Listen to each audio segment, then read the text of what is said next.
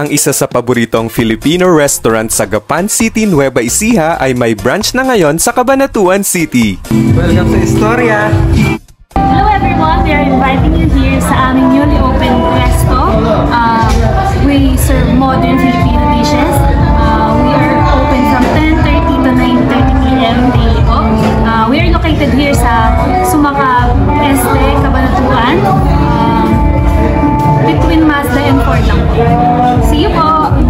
Kabubukas lang nila today, October 3, 2025 at kahit may bagyo ngayon, pinilit naming makabisita dito sa Istorya Cabanatuan City Branch para matikman ang ino-offer nilang modern Filipino dishes. By the way, ang main branch nila ay located along the highway sa Barangay Bayanihan, Gapan City, Nueva Ecija, nakatapat lang ng bypass road papuntang Casabatic. Cozy at napaka-spacious ng Istorya Cabanatuan Branch at meron itong event hall sa second floor na perfect venue sa special occasions. Masasarap at very affordable ang kanilang mga dishes, desserts, and drinks. At sobrang na-enjoy namin ang kanilang Vietnamese spring rolls, special bulalo, grilled squid, leche flan, at hot coffee. Nakakatuwang malaman at makilala ang mga owners nito na mga Novo Ecijano din na mula pa sa bayan ng Cabiao. Siguradong babalik-balikan namin ang bagong dining destination na ito dito sa Cabanatuan.